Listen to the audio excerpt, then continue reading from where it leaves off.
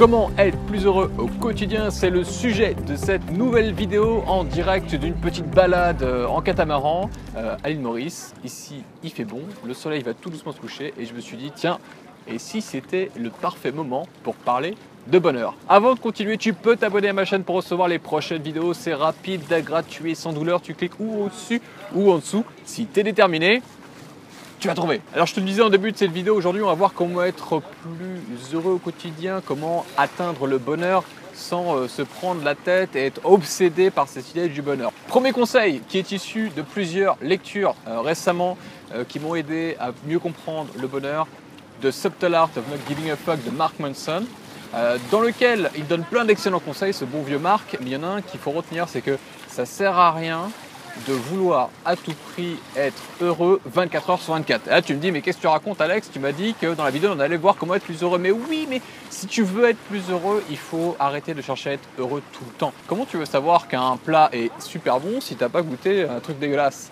C'est exactement pareil pour le bonheur. Comment tu veux savoir quand tu es bien et heureux si tu n'as pas connu des bas, des situations inconfortables, délicates, qui t'ont rendu malheureux? Accepter que l'idée qu'on nous donne du bonheur dans les médias tous les jours, les séries télévisées, les films, les livres, les magazines où tout le monde est content, heureux 24 heures sur 24. Et si tu te disais qu'en fait c'est une sorte d'illusion et que finalement ça n'a vraiment aucune base réelle et que finalement on entretient une espèce de mythe. Je pense que ça c'est vraiment la première approche qui rend plus heureux, c'est d'accepter de ne pas l'être tout le temps et c'est ok. Deuxième point pour être plus heureux, c'est de choisir ta douleur et tes problèmes. Résoudre sa douleur, résoudre son problème, c'est ce qui rend heureux au quotidien. Par contre, il ne s'agit pas de choisir des problèmes vraiment horribles, d'être malade, d'être à la rue, enfin voilà, dans des situations vraiment très difficiles. Il s'agit de choisir des problèmes de qualité et de travailler pour dans sa vie. Je te donne un exemple très simple qui est issu du livre de Mark Manson. Il dit Warren Buffett a des problèmes d'argent. Son problème, ça va être de passer de 2 à 3% d'intérêt sur l'année avec ses milliards. Mais le SDF du coin qui dort sous un pont a lui aussi des problèmes d'argent. Sauf que ce n'est pas le même degré, ce n'est pas la même qualité de problème. Alors pour être plus heureux dans la vie, il faut choisir des problèmes de qualité et arrêter de se focaliser sur des trucs qui servent à rien. Ça aussi, ça c'est un autre point, c'est arrêter de se focaliser systématiquement sur des choses dont tu n'as pas le contrôle, qui sont éphémères et qui reposent sur des facteurs qui sont complètement externes. Donc ça on oublie aussi sur les choses où on n'a pas d'emprise. Les problèmes sont bons, arrêtons de vouloir absolument les éviter car ils nous font grandir et ils nous font sentir mieux lorsqu'on les résout. Et finalement, passer d'un problème à un autre, c'est ce qui nous rend de plus en plus heureux quand on les résout. La suite, c'est de comprendre que ni toi ni moi sommes des êtres ultra spéciaux. On n'est pas spécialement ni une victime de la vie où le sort s'acharne fatalement sur nous, on ne peut rien faire et c'est horrible et c'est atroce et je serai malheureux toute ma vie. Et tu n'es pas, et moi non plus, un génie incompris, une espèce de star, une espèce de talent que personne ne voit. Et si à chaque fois que quelqu'un te dit quelque chose sur un comportement récurrent, vu comme négatif que tu aurais, c'est peut-être pas parce qu'il te veut du mal, c'est peut-être parce qu'effectivement, tu as un caractère à corriger, à améliorer, à optimiser. Généralement, quand on a un peu un but de soi-même et qu'on a un ego un peu surdimensionné, qu'on n'est pas très ouvert au travail sur soi en termes de croissance personnelle, on a tendance à voir que les gens nous veulent du mal parce qu'on a un génie incompris. Mais ça, c'est vraiment le pire mindset, c'est le pire état d'esprit dans lequel on peut se mettre et qui rend totalement malheureux, seul et qui ne nous permet pas de nous épanouir et d'être heureux au quotidien. Donc tu n'es ni spécial, tu n'es ni une victime, ni un génie, tu es juste quelqu'un normal, comme moi. Et c'est bien finalement d'avoir une vie qui est juste normale et pas celle d'un président de la République ou d'un prince ou d'un génie ou d'un Beethoven ou d'un Mozart, peu importe. Il faut l'accepter parce que c'est dans la simplicité aussi de la vie qu'on peut être plus épanoui au quotidien. Et là tu me dis oui, il est gentil, il me dit ça sur un bateau, mais justement, c'est ça le truc.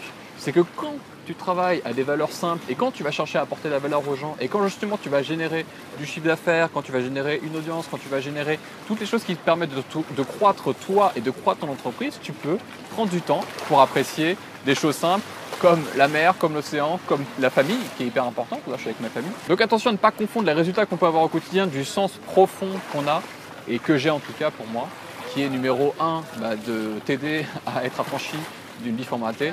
Numéro 2, apporter de la valeur et surtout mettre à l'abri ma famille et de passer des moments importants avec eux, de qualité. Et enfin, dernier point, avant que ça tangue beaucoup trop sur le catamaran, c'est de comprendre que les problèmes sont une question de perception. Tu peux avoir un accident de voiture et en face, la personne n'a rien et toi aussi tu n'as rien, vous avez juste défoncé votre véhicule et tu sors de là, tu as deux solutions. Soit tu dis putain, mais tu m'as défoncé ma voiture, t'es vraiment qu'un gros con, t'es vraiment une merde. Ou deuxième solution, est-ce que ça va? Est-ce que je vais bien? Ok, personne n'est mort, personne n'est blessé, c'est génial. Voilà. Eh bien, tes problèmes dans la vie, c'est exactement ça. À chaque fois que tu rencontres un problème, une difficulté, dis-toi ce que tu peux en tirer et quel est le meilleur moyen de voir ce problème pour que tu en sortes grandi. Et tout ça, ça se calcule par rapport à tes valeurs. Dans tes valeurs, c'est qu'est-ce qui est important pour toi, qu'est-ce qui compte pour toi. Moi, si j'ai un accident de voiture, ce qui compte pour moi, c'est que la personne en face, ainsi que les personnes qui m'accompagnent et moi-même, soyons sains et saufs. Le reste, c'est du matériel, effectivement, c'est pas grave, mais on s'en fout en fait. Ma première réaction, ce serait pas genre, mais qu'est-ce que c'est que ce con qui a défoncé ma voiture, c'est est-ce que tout le monde va bien? C'est exactement pareil. Lorsque tu vas avoir une difficulté, par exemple, dans ton business, au lieu de te dire, mais putain, mais rien ne marche, c'est quoi ce site à 2 balles, c'est quoi mon offre, elle est nulle. Non, c'est qu'est-ce qui n'a pas fonctionné? Et tiens, j'ai appris que ça marche pas. Donc je vais tester ça jusqu'à ce que ça fonctionne. Les problèmes ne sont qu'une question de point de vue. Et le point de vue d'une personne qui réussit par rapport au point de vue d'une personne qui ne réussit pas, finalement on rencontre exactement les mêmes faits. Ils décident de prendre un chemin totalement différent en l'analysant. C'est ça la différence et c'est comme ça qu'on peut avoir du bonheur au quotidien. Shawn Achor, qui a écrit The Happiness Advantage, dit très bien que avant de chercher à être heureux, il faut déjà changer ta perception de la réalité. Et c'est en évoluant et en changeant tes standards de la perception de la réalité que tu pourras être plus facilement heureux. Mon dernier point pour conclure cette vidéo sur comment être heureux, sache que être heureux et le bonheur, ce n'est pas une destination, c'est un voyage. Aujourd'hui, tu fais un catamaran, demain, ce sera sur quelque chose d'autre. Dis-moi, toi, dans quel véhicule tu voyages pour être heureux en commentaire. Si tu as aimé cette vidéo, tu peux la pouce bleutée, aussi bleu que cet océan. Tu partages massivement, tu t'abonnes à ma chaîne évidemment pour recevoir les prochaines vidéos. Et pour aller encore plus loin et être libre et à l'abri grâce à un business sur Internet, tu peux télécharger gratuitement l'information en cliquant ou au-dessus ou en dessous. Tu arrives sur une nouvelle page, tu rentres ton prénom, ton adresse email et je te l'envoie gratuitement dans ta boîte mail. Je te remercie de m'avoir suivi jusqu'ici, même si ça tanguait, même s'il y avait du vent. C'est comme ça qu'on va être plus heureux toi et moi. Je te remercie d'avoir regardé cette vidéo et n'oublie pas, c'est toi qui décide. Allez, ciao!